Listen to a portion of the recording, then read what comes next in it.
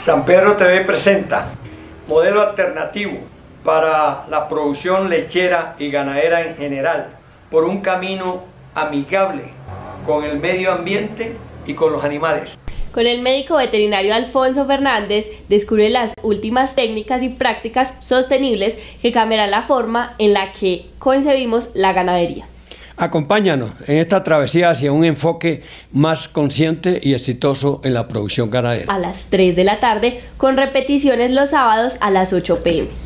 Estamos en la red, por Facebook y por YouTube.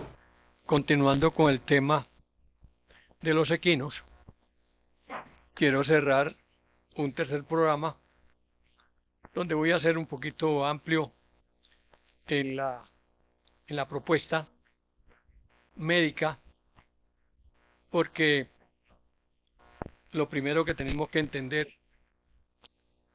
que es ser médico. La parte importante de entender que se necesitó en cualquier momento de la vida de alguien que supiera sobre enfermedades. Para nadie es un secreto que la ciencia médica comienza con las plantas, con las bebidas, y el hombre empezó a identificar las plantas según el sabor, según la amargura, y le fue dando X o Y destino.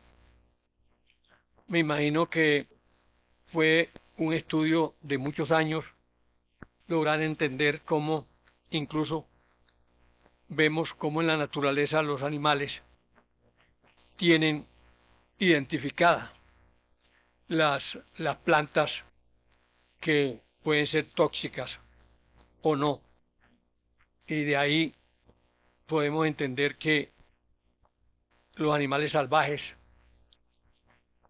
hacen unas correrías para buscar minerales y hacen unos viajes larguísimos a encontrar unas fuentes de mineral.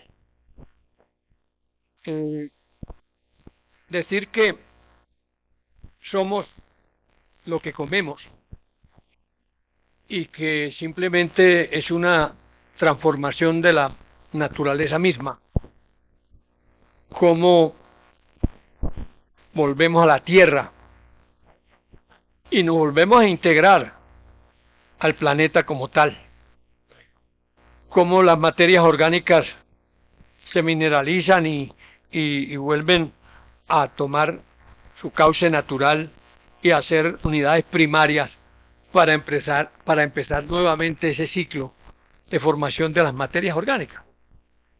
Eso no es ningún secreto de que la naturaleza y el mejor encompostador, por ejemplo, que tenemos es el planeta Tierra. Yo, siguiendo unas recomendaciones agronómicas desde el Brasil, el doctor Nasser decía que el mejor encompostador era la tierra y que para qué cogíamos, por ejemplo, un estiércol.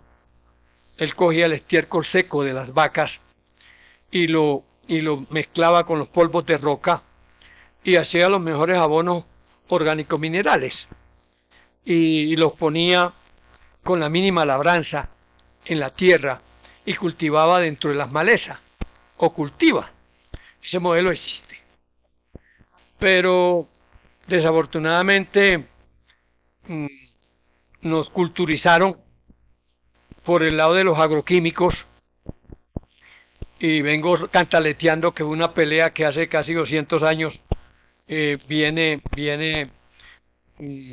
haciendo presión los químicos contra todo modelo de producción orgánica o, digamos, menos ofensivas contra la tierra. Modelos que son amigables, que es el término que usamos, con el medio ambiente.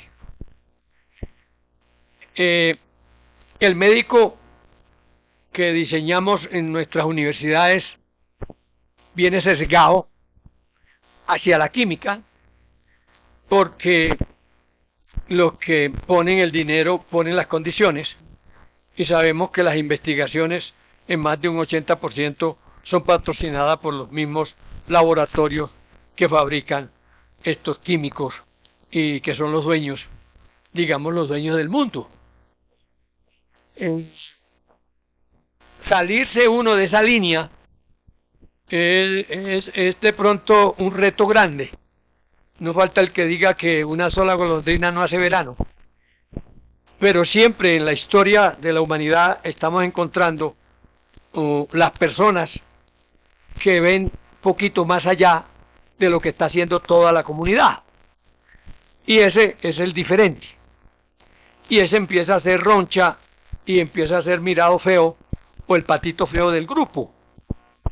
Y en todos los sistemas que nos toca vivir, en todos los procesos biológicos y los procesos ya de convivencia social, como el que opine un poquito diferente de lo que es lo que está establecido por los poderosos, empieza a ser un patito feo e incluso lo asesinan o lo sacan de los trabajos, como le tocó al doctor Wallace, por ejemplo, porque no tenía sino unos contratos por prestación de servicio, y cuando en una charla, me estoy refiriendo al doctor Wallace, que es un médico veterinario y luego se convierte en médico humano, y creo que es el único profesional que yo haya encontrado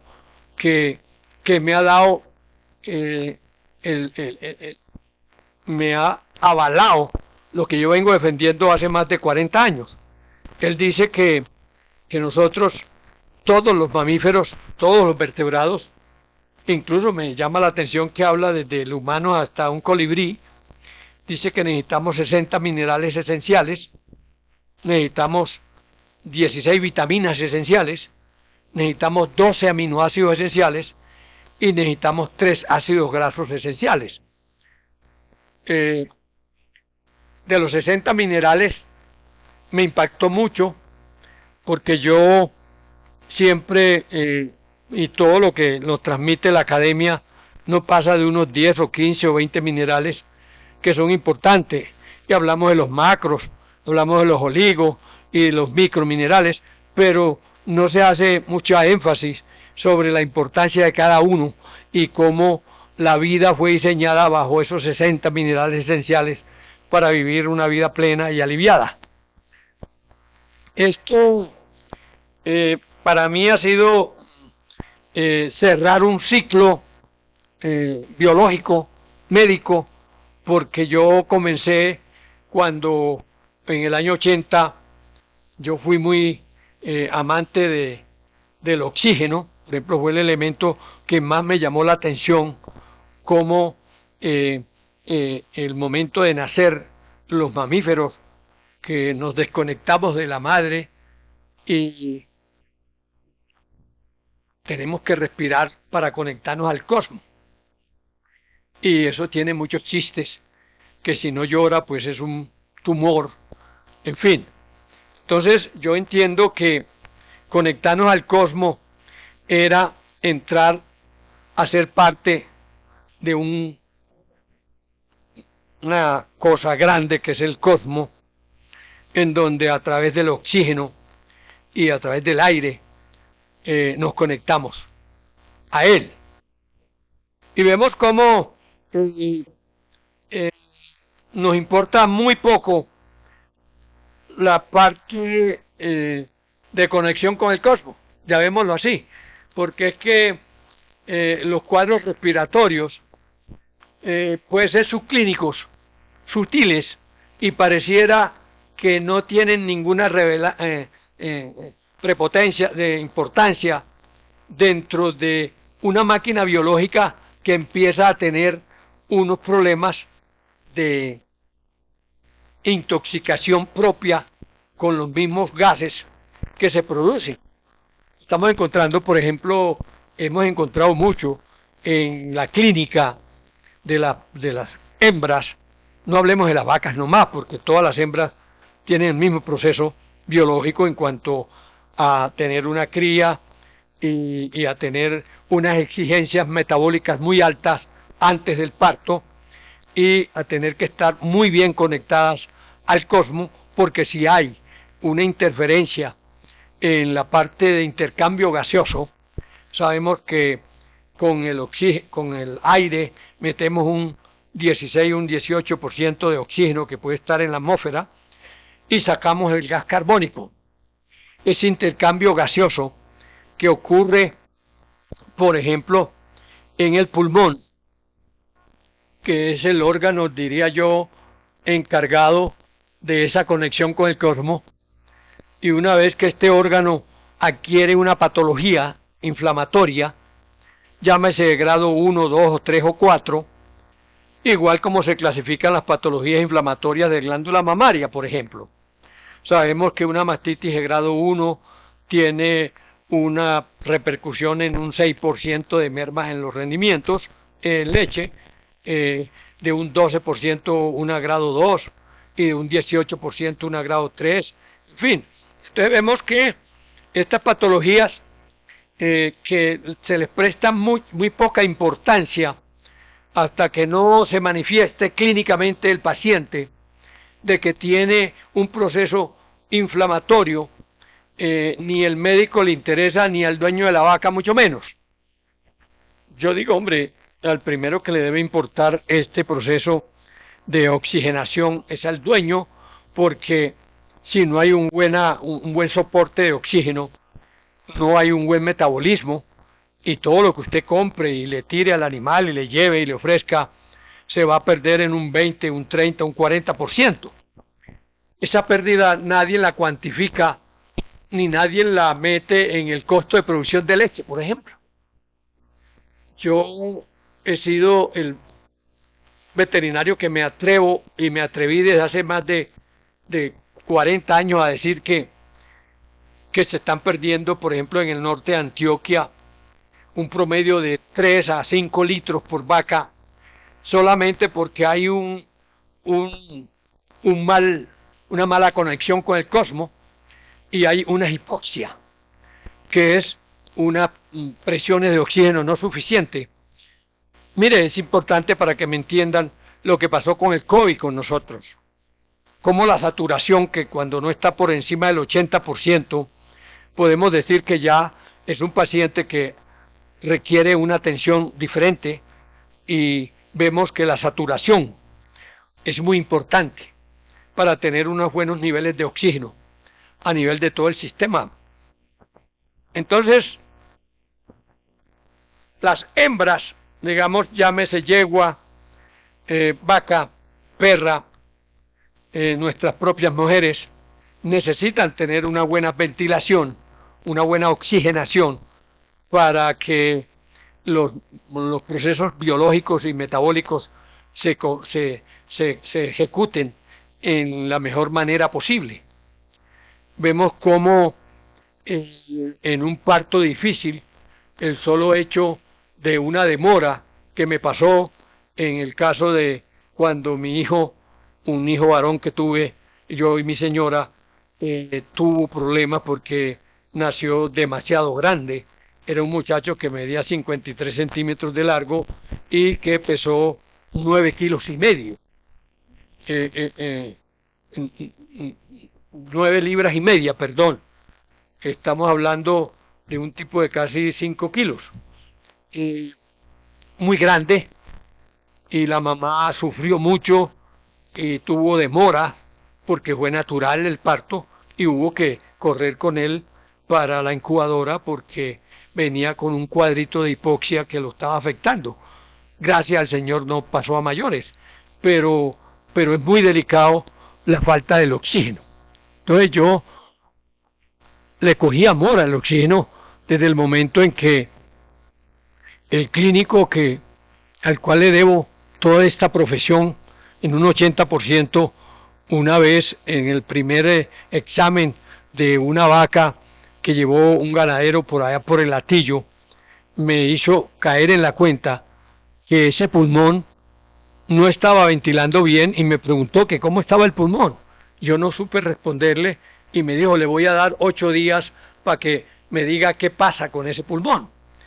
Eso para mí sigue siendo el mejor tip que me haya regalado un profesional como fue el doctor José Bolívar Suárez. Yo a partir de ese momento empecé a entender de la importancia que tenía el cuadro respiratorio en cualquier animal. Y es lo primero que hago cuando voy a revisar un paciente. Yo no entro con la mano puesta, con el guante puesto. Yo, por lo que me consulten, lo primero que voy es a ver cómo está la conexión. Eso ha sido, digamos, mi caballito de Troya para resolver muchos problemas que no, si no hubiera sido por eso, no los hubiera resuelto jamás. Entonces, cuando entramos a la industria de los equinos, que la vengo haciendo a la par de la industria ganadera, porque no faltaba el ganadero que tiene las 2 o 3 yeguas, y la época mía, gracias y afortunadamente todavía, se usaban las bestiecitas para lo que era la subida de la leche, de la cañada, carrillo donde estaba el tanque, o al carro, porque en esas épocas eran unas leches que se despachaban en canecas y veíamos que se tenían 2, 3, 4 bestias para sacar estas leches.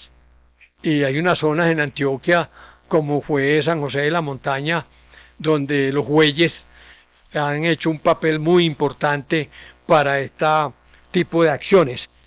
Y los equinos siguen siendo esa especie de animal que lo queremos industrializar para la carne, cuando es un animal que se considera de compañía. El afecto que despiertan los equinos puede estar muy similar al que despiertan los perros, y son unos animales de compañía y que nos han prestado una labor importantísima en el desarrollo humano, en las conquistas, en todas estas guerras que existieron cuando no había forma de transporte. Y vemos que pasó a un segundo plano en la medida en que el hombre ha ido industrializándose, ha ido creciendo, y se ha ido tecnificando, llegaron las motos, llegaron los carros, y entonces ya el caballito entró a descansar.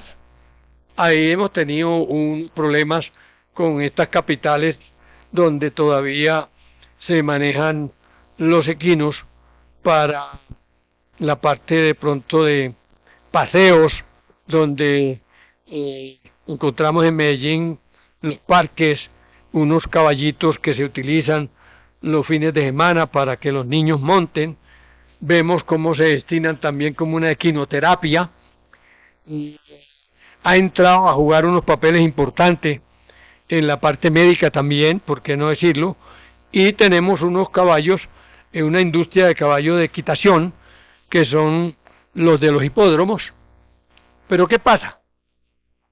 Que una vez que este caballo presta su servicio como de carrera o sufre un accidente, ya pasa a ser un animal descarte y empieza un proceso diferente frente a la posición del hombre hacia el caballo.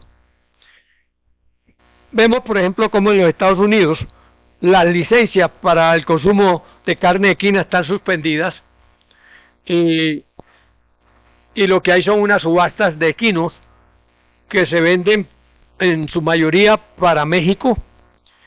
Es uno de los países de Centroamérica, de Norteamérica, que más carne de equino exporta y consume, y otra parte para el Canadá. No encontré en la literatura que en los Estados Unidos sea legal el consumo de carne de equino hasta el momento. Vemos que los países asiáticos, en Asia, es donde más China, Kazajistán, Rusia, México, Argentina, son países que tienen licencia para la exportación de carnes de equinos y tengo entendido que hay criadores que están criando equinos para la industria cárnica. Tiene unas ventajas sobre las otras carnes. Es una carne muy rica en vitaminas y minerales.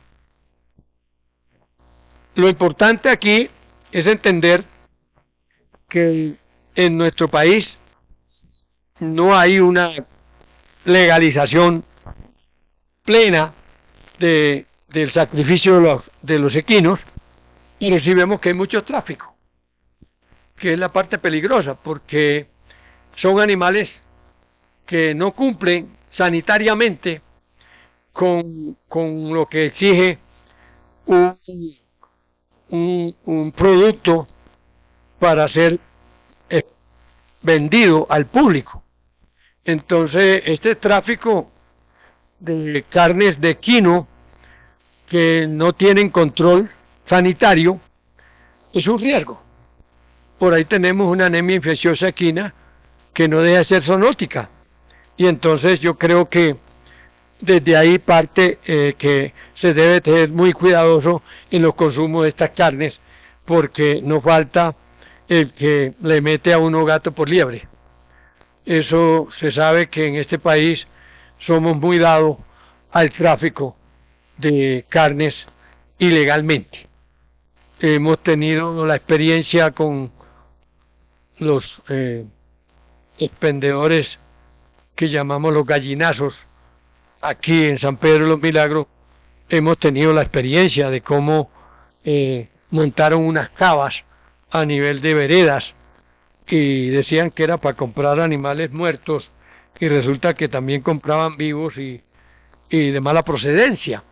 Entonces es delicado el manejo de la industria cárnica y sobre todo de los equinos que no tenemos una buena licencia.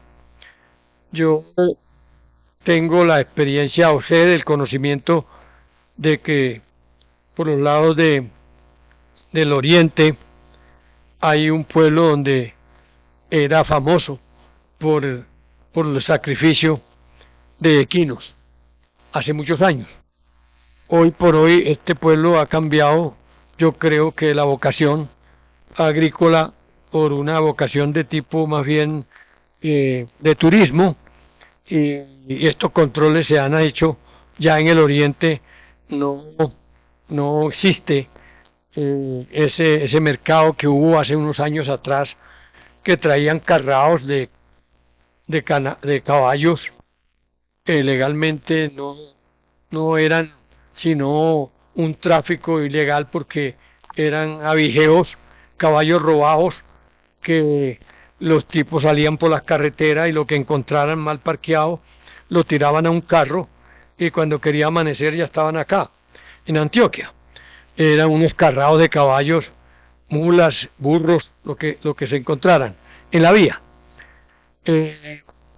Para mí es importante decirle que en lo que puedo yo ofertarle o ofrecerle a la industria equina es que soy un médico alternativo que trabaja la autohemoterapia no solo para corregir problemas de deficiencia muscular por daño que puede haber una desnivel en la conformación, por ejemplo, del glúteo mayor, el glúteo menor, animales que se aporrean desde potro y quedan con una zona bajita. Yo soy capaz de hacer estas infiltraciones con sangre del mismo animal. Y en la parte fuerte que vengo manejando, la hemoterapia, hace más de 20 años que me la practico personalmente como médico que soy, la autohemoterapia, y la practico también en las hembras, equinas y bovinas. La experiencia que tengo con bovinos es excelente. Yo logré llegar, digamos, a decir que de médico curativo me especializo en médico preventivo Y para que ser médico preventivo hay que saber dónde nace la enfermedad. Simplemente, la gente se asusta porque uno no se ha quedado con el hecho de que voy a mandar toneladas de drogas y no me pregunto nunca dónde nace el problema. Esa pregunta me la hice hace más de 40 años y gracias al Señor, hoy por hoy, esa parte la tengo totalmente resuelta como médico. Le doy gracias al Señor que me ha dado el tiempo y la oportunidad para estudiar y encontrar una cantidad de errores y de falencias que tenemos como profesionales, porque ahí empezamos a entender que hay un diseño sesgado hacia la industria y es un profesional que tiene que someterse a una exigencia que les da el Estado o que lo manda como un simple catálogo vendedor. Y yo renuncié a eso. Yo dije, yo sé que los ingredientes que necesito los tengo que poner, pero la pregunta es, ¿y por qué la naturaleza no me pone en la sangre a mis pacientes estos elementos que necesito, como son vitaminas, minerales, proteínas, grasas, carbohidratos? ¿Cómo fabricamos un ganadero artificial? Sí, que tiene que salir a comprar la leche para traerla a la finca. Y no se le enseñó primero decirle, mire, haga estas correcciones en el suelo y haga estas aplicaciones, aplique estas enmiendas y verá que el 80% de su leche se la produce la vaca con lo que usted está cultivando en la finca. No parece descabellado esta propuesta hoy, dada la coyuntura que tenemos hoy, donde ya los costos de producción se alcanzaron a lo que entra por la venta del litro de leche. Y cuando vemos costos de producción, la gente cree que simplemente hace una relación del cuido que lleva la finca, del abono que lleva la finca. No, los costos de producción son todas esas arandelas, todas esas fórmulas que usted tiene que comprar a diario para llevar a la finca, porque hoy me amaneció a la miscelánea que tengo, porque son misceláneas, yo digo que son enfermerías. Pero eso pareciera que la gente es feliz, creyéndose que es médico porque se conoce 10 o 15 o 20 nombres de drogas y va a un almacén y compra y es feliz, saliendo con el carro lleno de más del 30 o el 40% del cheque de su leche, cuando usted puede hacer un trabajo desde su propia tierra y organizar una leche sana, orgánica, que los invito, que yo la sé hacer. Porque yo nací en una tierra donde la leche en mi tierra es orgánica. Entonces no me da pensión en decirlo. Yo nací en el Cesar, donde me crié con leche de vaca caliente, de tierra caliente. Y hoy estamos viendo cómo en el Cesar ya tenemos unas lecherías de 14, 15, 18 litros promedio, haciendo unos cambios en la genética y llevando todas esas guirolandas que aquí son felices vendiéndolas para tierra caliente, pues allá estamos fabricando leche a unos costos muy por debajo a lo que cuesta aquí. Yo diría que no cuesta el 50% de lo que cuesta aquí. Voy a consultarlo, pero lo que a mí me tocó vivir, mi papá tenía un trabajador que ordeñaba y unos trabajadores que venían a limpiar potreros por ahí cada 6 meses, pero un trabajador permanente, que era el que sacaba los 100, los 200, los 300 litros, y si ya eran más de 300, pues eran 2 o 3 ordeñadores. Pero es una leche totalmente barata, natural. Y entonces dijimos, hombre, pero si la naturaleza ya en tierra caliente es capaz de producirme leche natural, ¿por qué aquí no? Tengo que saber por qué. Simplemente, eso fue lo que tuve que aprender, el por qué. Pero a los agrónomos, de los estudiosos de suelo, les interesa enseñarle la verdad a la gente, porque es que si usted le enseña la verdad, y hay un dicho que dice, no me regales un pescado, enséñame a cogerlo. Ese es mi lema. Yo digo, yo le enseño a usted cómo produce leche barata con el 80% de su manera de producir comida, que no tenga que comprar sino un 20%, si acaso. ¿Será pecado eso? ¿Será que estoy loco? Yo digo, no, pues si vengo loco desde hace más de 40 años que me tocó vivir el problema de los algodones y el problema de los químicos en mi tierra. Entonces a los caballistas, ¿qué les digo? Mire, qué bueno comprar, el heno que se compra no es especial para caballo. El heno es un heno lignificado, una madera. El heno para caballo podríamos hacerlo en la finca. Yo los invito que si tiene 1 o 2 cuadras donde se pueda hacer el heno en la finca para su caballo, pues, para su pesebrera, yo le enseño a hacer un heno totalmente natural y con todos los ingredientes que tiene que llevar como producto de la tierra. Estamos hablando de 60 minerales esenciales. Tenemos que saberlos poner en la tierra. ¿Cuál es el problema?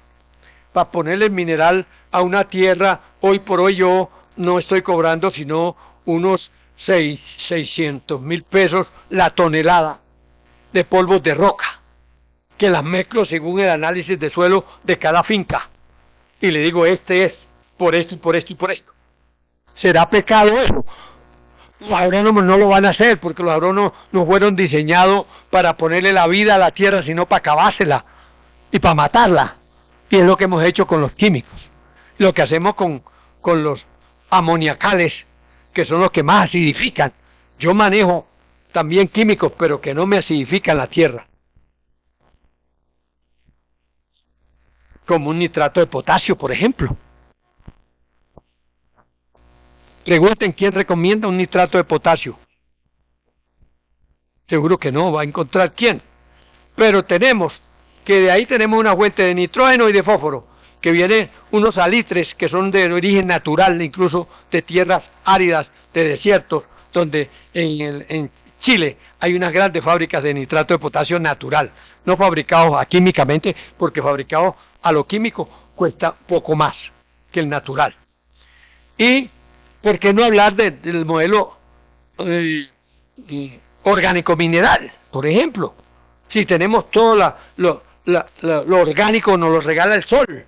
Nosotros tenemos la ventaja de tener 8 o 7 horas de sol, y toda esa materia orgánica que nos regala el planeta la desperdiciamos.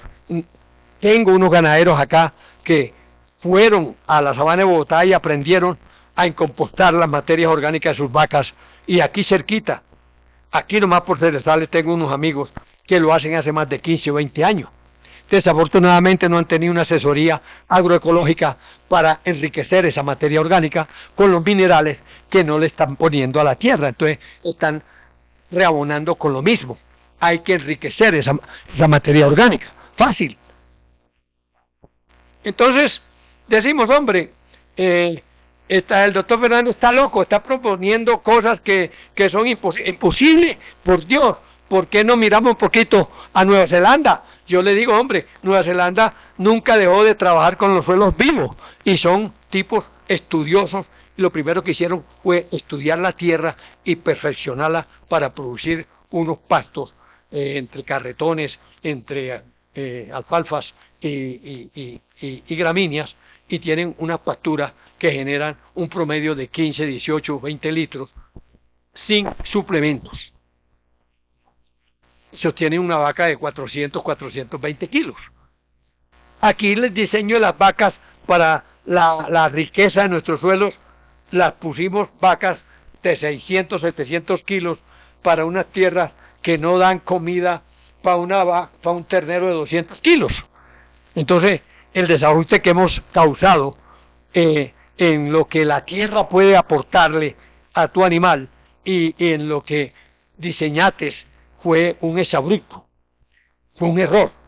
Aquí las vaquitas, que doctor Genaro los respeto y esté en su gloria, nos trajo el Jersey y tenía esa intención de decir, hombre, busquemos una máquina biológica que no gaste tanta energía, que sea más productora que producir energía para poder vivir. Un animal de 400, 450 kilos, sin mucho. Y no nos pareció, porque venimos embelecados con la vaca de 40 y 50 litros, cuando usted en Nueva Zelanda no encuentra animales de más de 20, 25, 30 litros en pastoreo y que no se desentablan y que siguen siendo fértiles, porque la tierra les da la fertilidad. Allá no se gasta esta cantidad de sabruta de droga que tenemos aquí, por Dios. Yo, cuando estaba en Colanta hace muchos años, que conocí al doctor Choder, cuando el doctor Choder vio ese almacén, se asustó cuando vio ese almacén en Colanta. ¿Qué era eso? No, droga veterinaria. Por Dios. ¿Qué diría? Por Dios, pero entonces ¿cómo trabajan aquí? Están trabajando para la química. Yo le aprendí a los alemanes cómo se produce con la tierra y qué se necesita para tener las vacas sanas. Y ellos me enseñaron y me dijeron que era una vaca sana. No es la que no está caída ya en una cañada y que tiene fiebre, no. La vaca sana es aquella que produce y se reproduce cíclica y rítmicamente. Eso a quién le ha importado, por Dios. Aquí tenemos casi que meterle el ternero vivo para poderla preñar. ¿Por qué? Porque no estamos trabajando con animales enfermos desde que empezamos. Y creíamos que nosotros íbamos a ser los médicos de nuestros animales y los íbamos a mantener aliviados. Punta de droga, por Dios. Eso es imposible. Y tenemos que mirar un poquito a ese diseño natural que nos entregó el Señor. No solo para las vacas, también para las yeguas, para los equinos. Encontramos ya en la línea de los equinos, encontramos unos perfiles de productos que maneja Premes, por ejemplo, en donde para cada situación le están ofreciendo un producto, que para el potro, que para la yegua gestante, que para la reproducción, que para la producción, que para los que van a correr, y todo una parafernaria de productos. Vaya, vea los precios. Entonces, ¿quién aguanta? ¿Quién aguanta? Por Dios. Yo digo que tenemos que replantearnos un poquito la actitud que tiene el hombre hoy por hoy frente a la tierra. Y yo creo que los que ignoramos que somos tierra y en tierra nos volvemos, tenemos que reflexionar sobre eso, porque el gran daño que le hemos hecho al planeta nace de ahí, de la codicia del hombre, el afán por hacer plata, y nunca respetó los principios biológicos, agroecológicos, que son hermosos.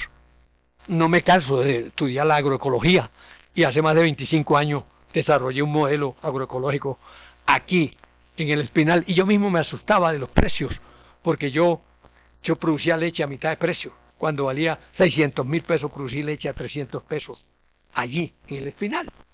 Y terneras que valían 1.600.000 para llevarla a toro, yo las llevaba con 600.000 pesos. Entonces digo, por Dios, la riqueza del hombre está en los polvos de roca, y no hemos sabido para qué sirve eso. Y tenemos una cantidad de yacimientos que el Señor nos los dejó ahí, como quien dice, defiéndete. Pero al hombre del campo le castramos el derecho de conocer la naturaleza. Cuando el doctor Julius Hensel, el alemán, descubre que la riqueza del hombre del campo estaba en las rocas y saca un libro que se llama Panes de Piedra, los invito a que lo busquen, y él enseña que de esos minerales dependía la salud de sus animales y la del mismo, y que la recogieron porque tenía que ser con los químicos. Y entonces empezó la pelea entre Van Leeuwens, que fue el que descubrió los químicos, y Julius Hensel. A Julio le recogieron los libros durante 100 años. Señores, les pido, anoten mi teléfono, es el 312-282-1820, Alfonso Fernández.